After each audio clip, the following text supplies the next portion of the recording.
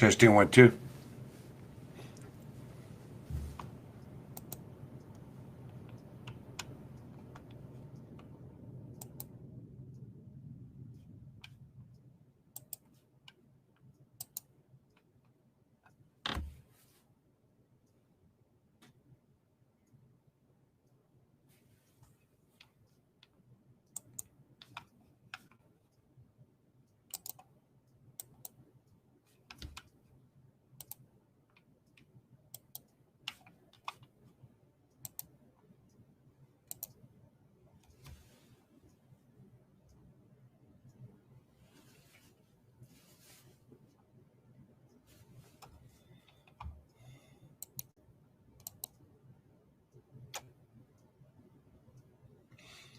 Good morning, everybody. This is Patrick MontesDeOca with the Equity Management Academy live trading room, live streaming from Ticket Tacker.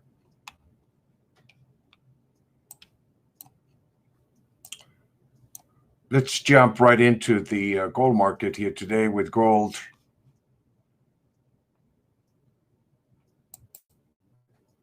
at 1774, down about 390. We've been in a pretty choppy condition here this morning. As you can see, we've activated a bearish price momentum at about 3:30 in the AM. Or pretty much even since we started trading on Sunday night, the market activated a bearish price trend momentum, came down right into this trend line support at about 1770, and as you can see, it reverted right back up, not quite coming down to that 1765 by one level, and found buyers at a higher level, higher price, a higher high, and reverted right back into the average price. One of the things I want to point out to you here as we take a look at the average price for this week to be at 1781, and the weekly average price more or less is trading right around 1780, 1781. And whenever the algorithm identifies this relationship again, it alerts you as a self-directed trader that this is a high probability area where harmonically it represents basically a strong pivotal level that the market can move either way from that average price and essentially accelerate the momentum, whether it's on the downside or the upside. What happens is that when we get the momentum acceleration, the pattern completes a target, as the structure of the VCPMI basically is that it identifies for us 5 levels. It's a perfect Fibonacci structure of 5 pivot points that we use. Within those pivot points, it incorporates a probability model, a mathematical probability model that identifies the extreme levels of the supply and demand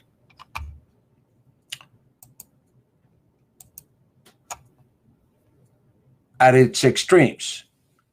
And so the artificial intelligence of the VCPMI recommends for you self-directed traders that when the price is trading around the average price, it's a 50-50 standard deviation in what you want to, which means that it can go either way. You know, it can become very choppy. For most traders that don't have this metrics, they will get chopped up most of the time when the price is trading around the average. the optimal relationship that I'm sharing with you here, which I use myself as a self-directed individual, is ideally when the algorithm identifies for us the harmonic relationship, the perfect alignment, as perfect as it can come. And that's within a fraction, you might say, of pretty much the same pivot level. In this case, for example, you're taking a look at the daily average of 1781, and then you're looking at the weekly average of 1780. And this represents a very strong level of resistance harmonically. You know, you got a daily and a weekly average price telling you the market is trading below. Therefore, it's a bearish price trend momentum. Now, automatically, the target of 1765 is identified. Right below 1765, we have a 50% Fibonacci retracement. We have a weekly buy one level at 1761. And below that, we have a daily buy two level of 1754. And we have a monthly buy two level harmonically aligned with the daily at 1754.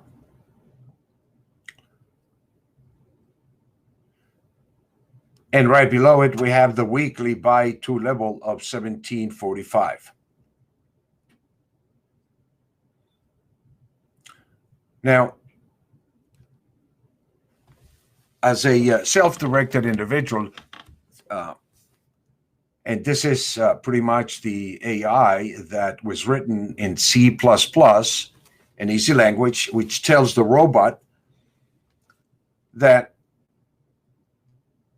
first of all, it doesn't trade around the average.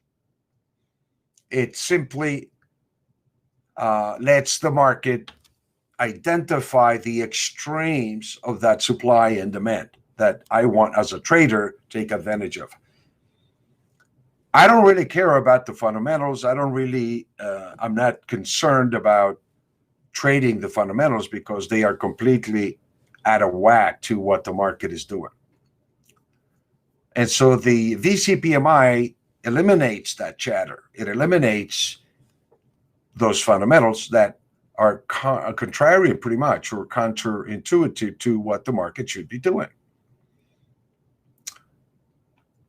And so what I do as a trader basically is I simply look to identify the highest probabilities of the extremes above and below. And where we are right now for today, for example, the extreme above the average daily of 1781 is 1792. And then we have the monthly 1799, pretty much aligned almost to the weekly at 1796. So these are the harmonic alignments or relationships that we have been able to identify for today's day trading. We have a harmonic relationship or alignment around the average price daily and weekly. We have a harmonic relationship at 1765 daily and weekly. We have a harmonic relationship at the 1754, which is the buy two daily, and the monthly target of 1754, which is the sell one level. And right below it, we have the 1745. That's for the day and for the week. You see it on the right. The average is 1780. The sell 1 is 1796. And the sell 2 is 1814. So right above, obviously, you can see the red levels. And this is what the AI does, is automatically it colorizes the extreme levels above the mean. And the probability factor tells you that when it's a sell 1, it's a 90% probability of a reversion to unfold. Sell 2, it's a 95% probability on the daily data. If the market trades above 1799, then automatically it goes into the weekly data. And here, for example, 1796, closing above it becomes support. Closing above the monthly, 1799, is a breakout on a monthly signal. And you're looking at the targets above of 1808 to 1814. And basically, it neutralizes the monthly bearish trend that's been pretty much identified. And it goes neutral. And that resistance becomes the support until the market adjusts mathematically, so to speak, and involves the active signal on the monthly once again.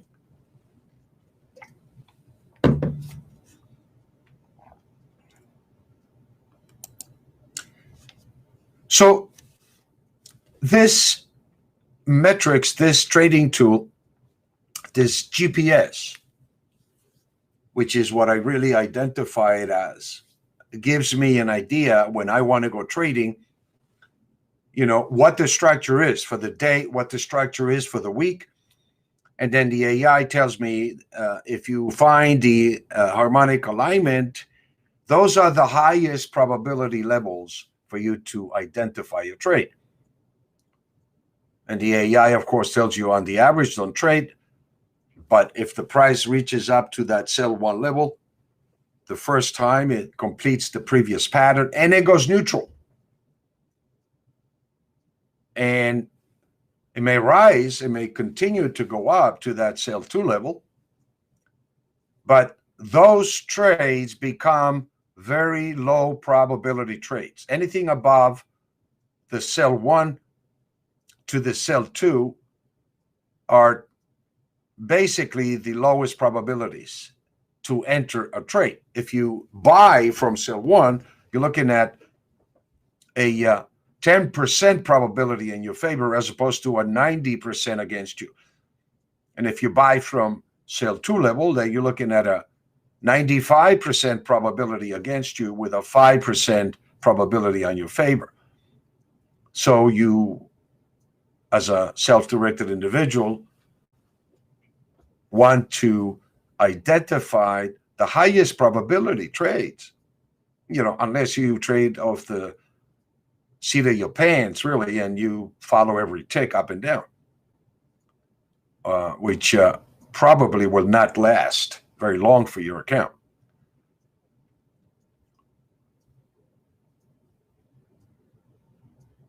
There is a mathematical relationship to the gold market that, particularly using the variable changing price momentum indicator as a GPS, gives you an incredible perspective in terms of where you want to take that risk as a day trader or as a position trader. So coming back here, we basically the market is flat. Either the market is going to come down to 65 or it's going to get up through that 80, which will be extremely bullish because it's a harmonic alignment. And so if the buyers down here are able to take out this supply, this selling pressure that's down here, that represents a lot of strength on the buying side underneath. which is what I suspect, because we weren't able to come down to the lower level of 1765.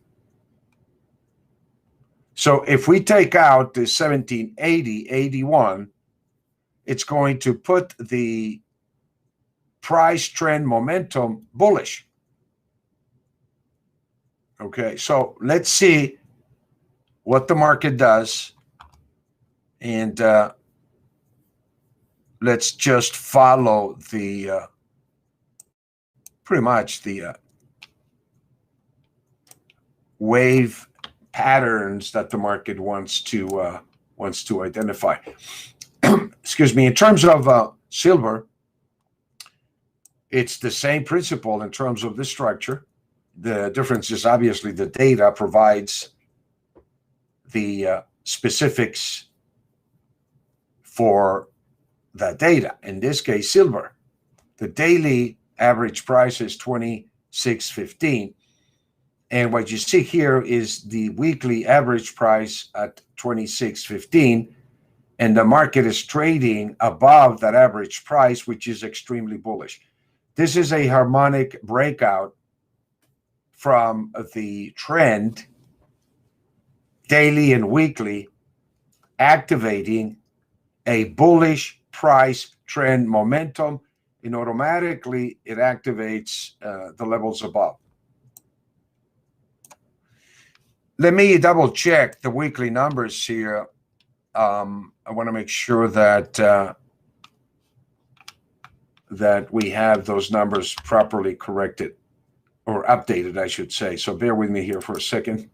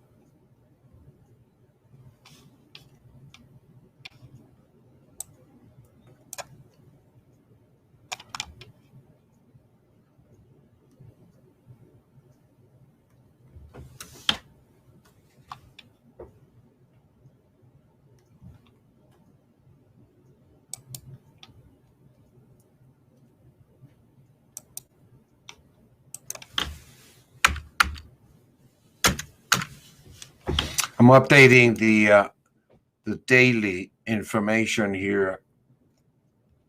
So bear with me here as I update the current data that's coming in.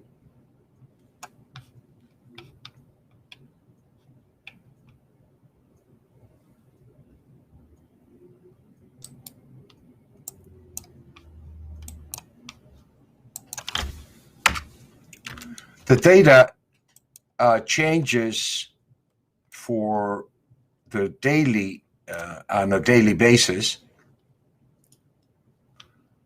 The weekly once a week, and the monthly once a month. So the weekly is updated 4 times a month, and the monthly is updated once a month.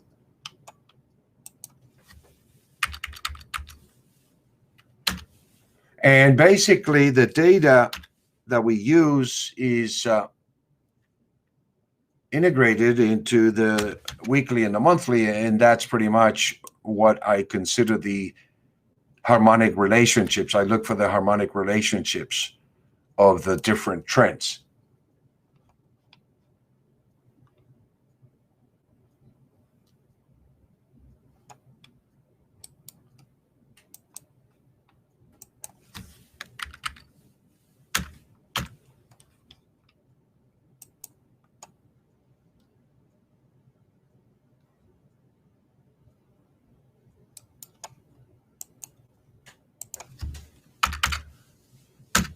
$25.56 is the buy 2. So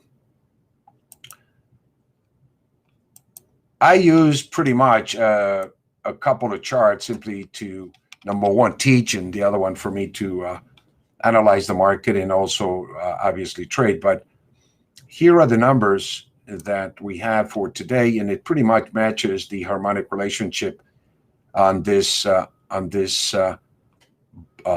average price here that the market in silver is activating. It's negating the previous bearish price trend momentum now that we have here by trading below the average, and it's activating a bullish price trend momentum.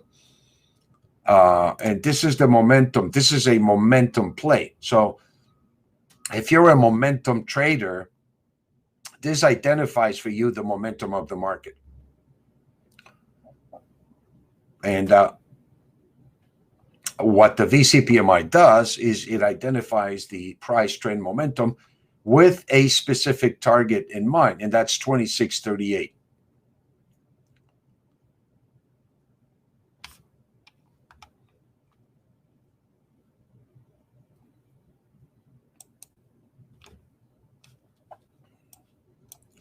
The silver seems to be leading today. It's leading the gold market that's still trading underneath the average price. So we seem to be building a pretty bullish pattern here.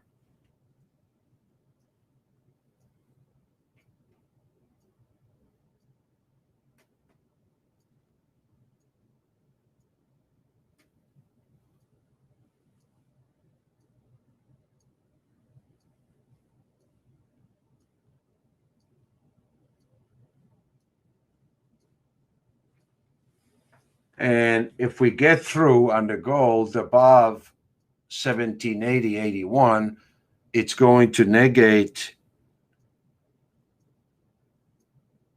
the bearish previous pattern.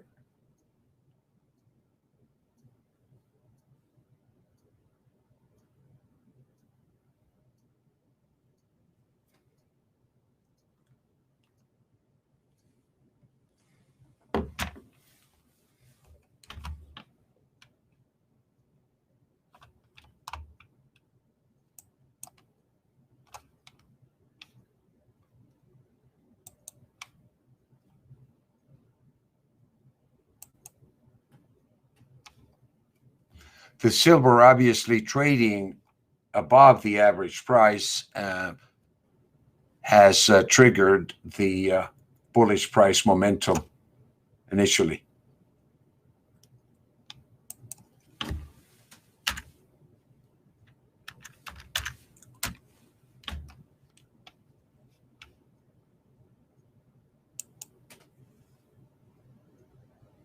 We recommended our traders in fact, in here to buy GBTC, which is the Grayscale Investment Bitcoin Investment Trust.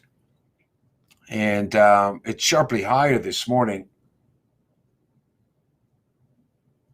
up about 6-7%. So once again, ladies and gentlemen, this is a very highly volatile virtual instrument that we trade aggressively.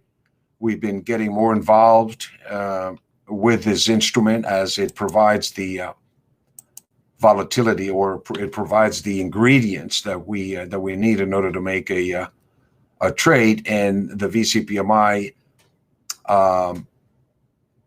you might say, works the best when the volatility is at the highest level. And I think there is no instrument that I have seen outside of pork bellies or silver that has the tremendous volatility that Bitcoin has. So it's a tradable instrument. We also recommended Coin, to enter into Coin, which is the new IPO that was announced for trading virtual currencies, Coinbase. And that market is up as well this morning after a little bit of a setback after the announcement was made. So the VCPMI is a very universal indicator that you can use to trade pretty much any instrument that you choose to trade, providing that it has the elements in order to be effective, you might say. And that's volatility, liquidity, volatility. The more volatility, the more precise the algorithm becomes in identifying those targets for you. So we have coming back here to gold and silver. The silver seems to be leading the way now this time around.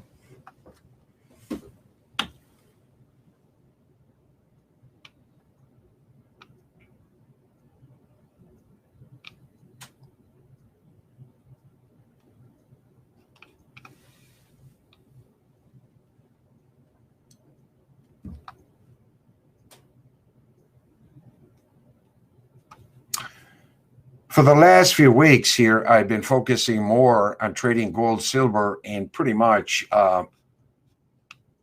the virtual currencies as they are becoming much more active. A lot more liquidity, a lot more volume is coming back into the market. A lot more people are becoming interested. Institutions, financial institutions. And so it is becoming extremely in demand, and I think for pretty much obvious reasons. But I don't believe that trading in virtual currencies will eliminate the precious metals market, so the gold market, as some people say that it's taken the luster away from the gold market or the silver market, which it could be partly,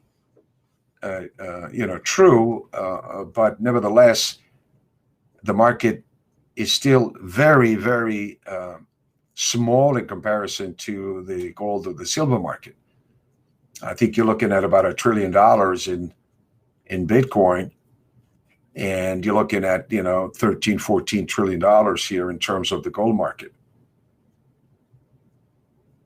So there's a big difference, and maybe there's still a lot more, volume to have, or you might say demand that needs to go into the virtual currencies or Bitcoin or some of these new currencies that are being introduced.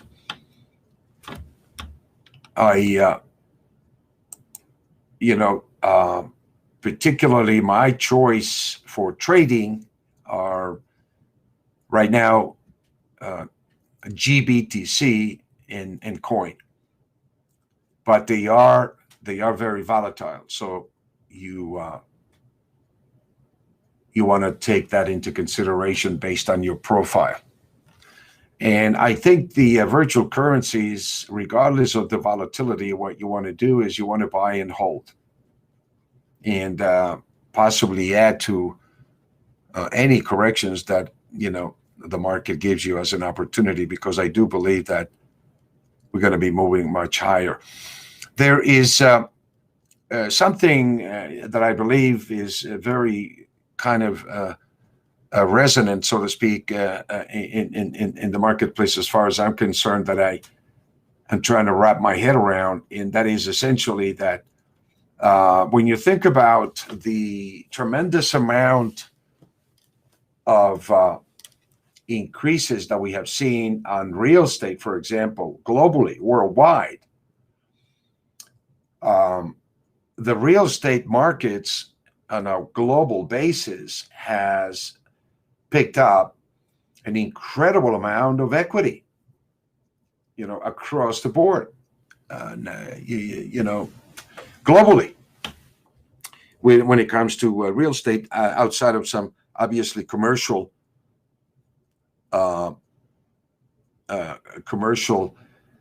you might say, deals that because of the pandemic really are having some difficulties. But residential real estate is exploding worldwide. Prices on just about everything is exploding worldwide, not just here. And what I believe is happening here is that we have a global awakening to the fact that we are entering into a highly inflationary cycle. And it's probably going to be one of the, I would say, historic moments that we're going to see with regards to inflation and regards to the velocity of money that is pretty much due to come out into the economy as we begin to normalize the world economies. And, you know, we really don't know yet what normal is going to be. And so I think the fact that we're beginning to see real estate exploding, I mean, to historic levels, you have the values of assets really beginning also to explode. Just take a look at the, you know, the equity markets. Just take a look at the virtual art, you know, demanding, you know, $60-70 million. Collectibles, they're all going through the roof. The only place that we have not seen yet is in price inflation. But don't fool yourself, you know. I think that is hidden in terms of the way that most companies are dealing with this increase, you might say, in prices basically across the board in basic food and services, which have been completely eliminated. But in terms of food, particularly, you know, I think that most of these companies are beginning to realize that we're moving into this kind of a acceleration, inflationary acceleration, and, you know, they have to adjust and recalibrate. So what you're getting is a lot less quantity for the same price. They haven't changed the price. But if you think, and if you go look, and you really look at what you're buying, you're getting a lot less quantity for the same price. And I think that's the first initial adjustment that retail business are beginning to do, manufacturers for retail. And so I believe we have already the inflation factor pretty much well situated in the system. And I think it's just a question of how fast this is going to go. How fast are people going to come back and demand, you know, pretty much everything across the board? And we still have not yet come out of the supply chain crisis that we've been in. We still have not caught up with the supply availability to meet this kind of demand. So, you know, we have two pretty much major factors of supply and demand, which are uncertain, that as we move into the summertime, as we move into the rest of the year, we're going to begin to see much more shortages of supply being built into the market, being built into the system. We have pretty much an issue with computer chips. There's a shortage of computer chips. There is a shortage of plastic now developing. And so if you think about the applications, you know, of all of this are going to affect pretty much across the board. We are beginning to see potential shortages again in the silver market. And the silver market is an industrial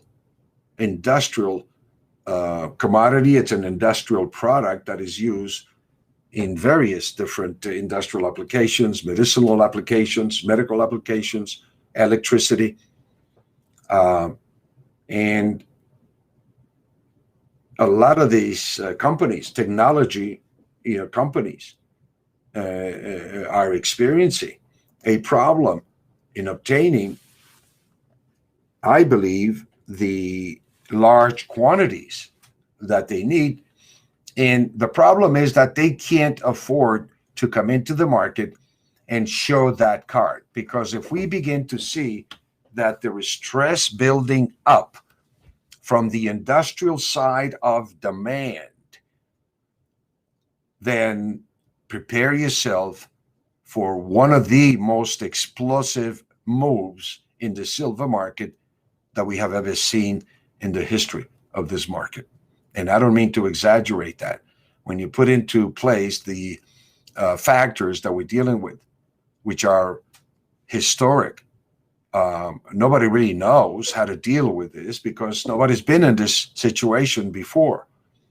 And so, the only thing I can say to you is when you look at prices in real estate exploding, I believe that what that means, besides the demand, you might say, is the fact that for most people globally, they're beginning to realize that currencies are on the way to zero.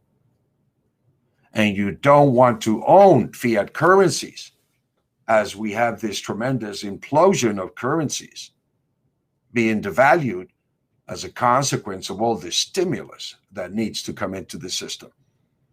It is going to implode the intrinsic and purchasing power of these currencies. Now, it's pretty obvious to me that this is a concerted effort by our leaders to be globally, because the way to reduce the debt levels, think about this, is by collapsing the currency that the debt is in. And if you collapse the intrinsic value of that currency and its purchasing power, you're reducing the debt in that currency accordingly. And that's what I believe our governments globally have decided to do. And it's a concerted effort to bring currencies down to zero. The problem that we have is obviously with interest rates. The dilemma is the debt level exploding and potentially on the face of higher interest rates. It could really cause some major problems across the economic landscape globally. We saw the 10-year bond, the 10-year Treasury note rise in real here recently, and everybody started getting nervous. And so if we talk about interest rates, the current debt situation, I think, is in a position where it cannot afford for rates to increase.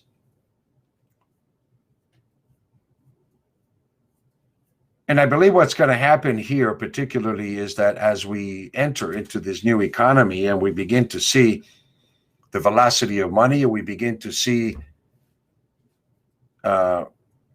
people coming back into the system, we're going to have a better idea as to the velocity of inflation, whether it's going to be around the objectives, you might say, the Fed has, which is around 2%, or we're going to be running at 3%, 4%. And I think based upon what's happening here in terms of the some of the comments that the Fed has made, Chairman Powell, is that they are not concerned with inflation, and they're going to leave interest rates as is. Now, if the 10-year note begins to put pressure and interest rates begin to rise, what I believe is that they will allow the short end of the yield curve to rise and allow it to go as far as they're going to go, because they need inflation. They need inflation, or we are entering into another implosion globally. So the drive of this objective, so to speak, is to get inflation into the system in some way, inflate our way out of this crisis. But the problem is if we begin to see interest rates rise on the short end of the curve, it's very dangerous for the longer end of the curve, the 30-year bonds, to rise in interest rates. And so what I believe is one of the last alternatives that I can think of is to cap the yield curve, to introduce yield curve control on the 30-year bond. Cap interest rates from going up on the 30-year bond and allow for the short end of the yield curve, the 10-year note, to go as far as it wants to go, because they believe this is short term. They don't even include the commodity rise that we have in crude oil, that we have in food prices, beans, corn, wheat. Wheat is trading at seven, almost 750. Corn is at 650, 670. Soybeans trading at 1553. And we haven't yet seen this increase in prices fall into the retail end of the business, which we will see over the summer times. And depending upon the availability of this, we could even see more higher prices anticipated, particularly if everybody is running to hoard supplies.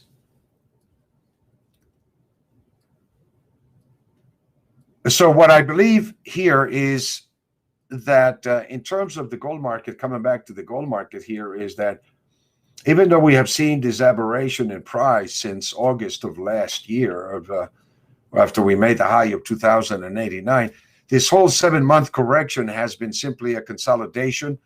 And for all intents and purposes, if you take a look at the patterns here, it could be that the market is completing what Elliott wave would consider is a second wave on a longer term basis. The first wave was from the low that we made in March to the high of 2089 in August. And this was a corrective pattern, a second wave corrective pattern that came right into a golden ratio, 61.8% Fibonacci retracement. It reverted right from there, which was an optimal level, and confirmed the reversion and confirmed the beginning of what looks to be the third leg. So the third leg, according to Elliott wave, is double the first. And the first wave we saw, 600 plus. And if the low here that we saw at 1670 roughly average,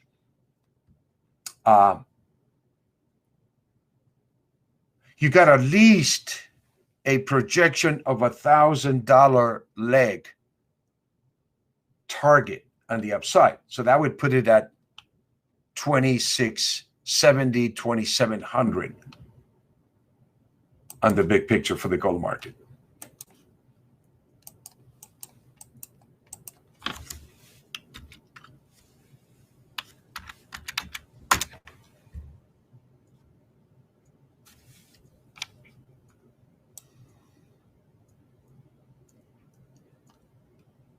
When we take a look at the long-term data that we have, we identify the 360-day cycle, the average price at 1810.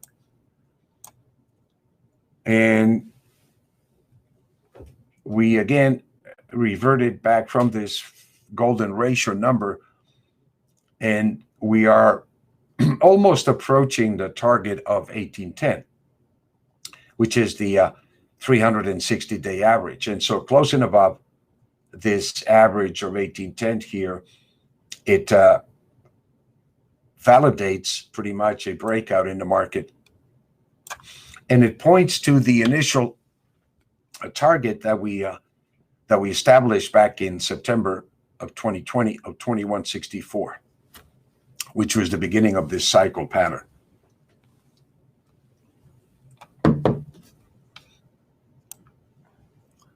But the market has to accomplish, the targets, and obviously we want to see the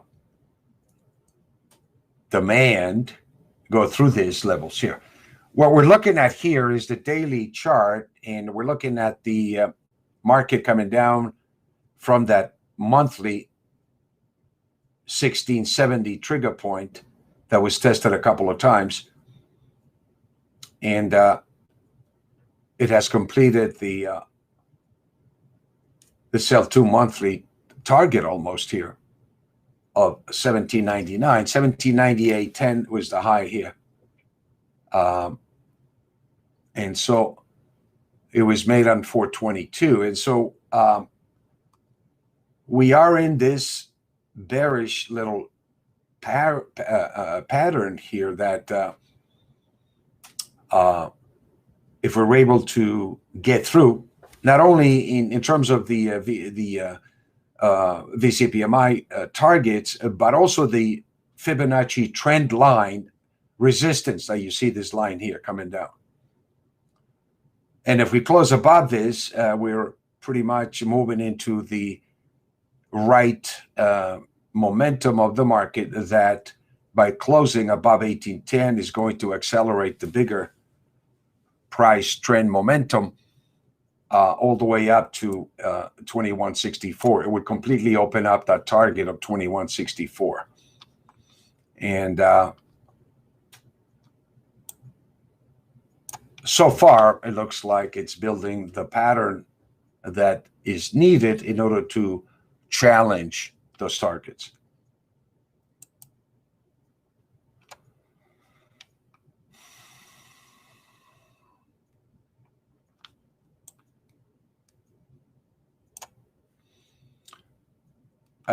You can see here on the 15-minute bar almost that you got a kind of a head and shoulder bottom building up in here on the 15-minute bar and trading above that 1780. Basically, it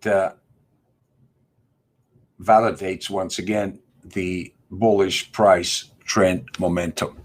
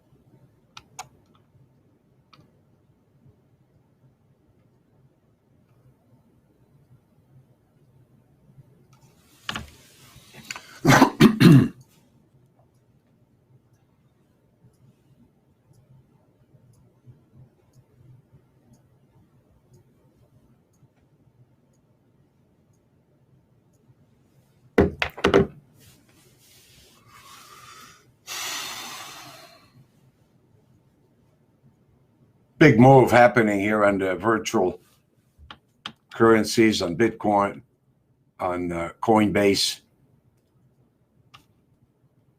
It looks like we've seen a reversal now on Coinbase, from right after the IPO.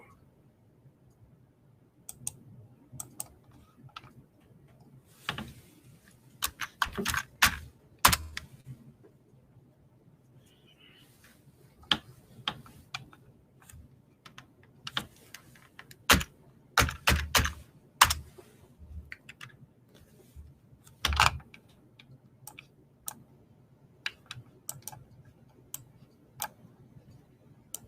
gap opening after completing 38.2% Fibonacci retracement.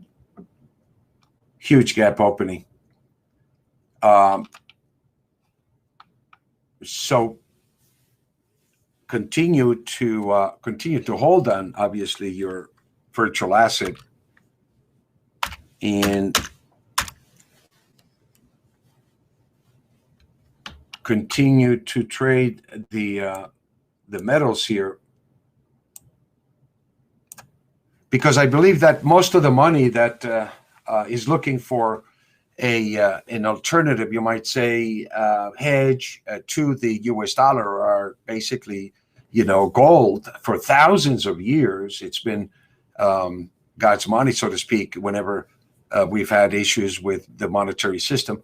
And this new virtual currency that is becoming, or virtual currencies that are becoming very prominent in this new virtual economy, I believe are the only ones that are offering some kind of a hedge, some kind of an alternative to what potentially everybody is anticipating is going to happen to the US dollar or to world global currencies, as I mentioned earlier. They're imploding based upon the stimulus. And the reality is, as you can see clearly, that what these leaders want is to wipe out the debt, or to reduce the debt and devalue the debt. And by devaluing the debt, you got to devalue the currency in order to do that. So that's pretty much where we're going. And you want to, again, take advantage of this situation and buy, convert your money into assets, convert your money into precious metals, or trade precious metals that will give you the price volatility, at least. And so I think that we are building what appears to be a boiling pot across the board in precious metals, in commodities, that could be a historic nature here as we move into the summertime, and as we move into this new normal economy. So I think you want to be patient in terms of the gold, the silver market. It's going to go, and it will go. It's just a matter of when. It's just a matter of the market, completing its technicals, so to speak, which are now completely contrarian to the fundamentals. And the market will go when nobody's expecting it, I promise you. And if you're not in it, you're going to miss it.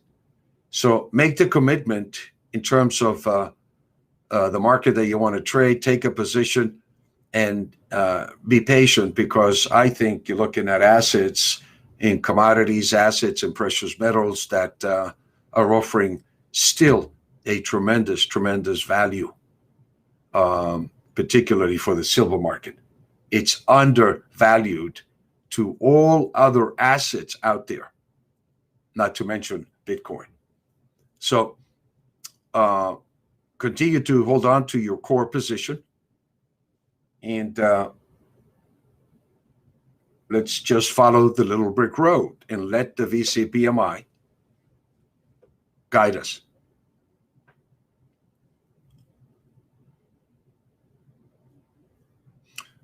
Closing about 1780.81, ladies and gentlemen, will bring up the bullish price trend momentum, and it will definitely put into target the 1792.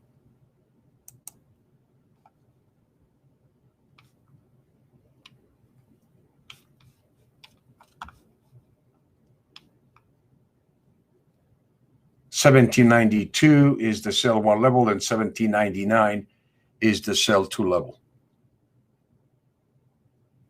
Congratulations to those that follow the recommendations live. Okay, but if you're not, you can simulate the trades. You can follow the signals produced here and get comfortable with the process. All I would say to you is don't jump right away if you don't understand it. Simulate the trade, simulate the account. And if you have any questions at all, please reach out to us. We have a great staff here that is willing to help you and answer any questions that you may have regarding your trading, regarding the markets, regarding any of the programs that we have available, and any of the services that we offer here in my profile. Thank you once again for the opportunity to share this with you, and I hope that you get a little bit of something every day that you get here that will make you a better trader. You take care, and I'll talk to you next time, my friend. Be well. Take care of yourself.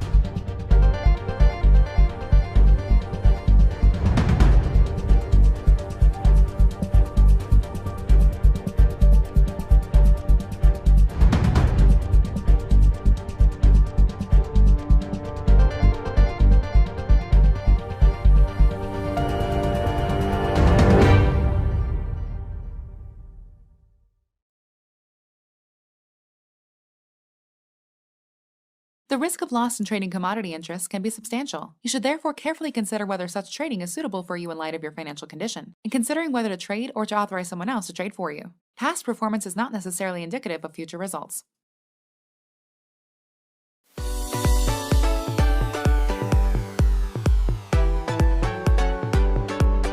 Folks, John Najarian here with Steve Collegian, co-founder of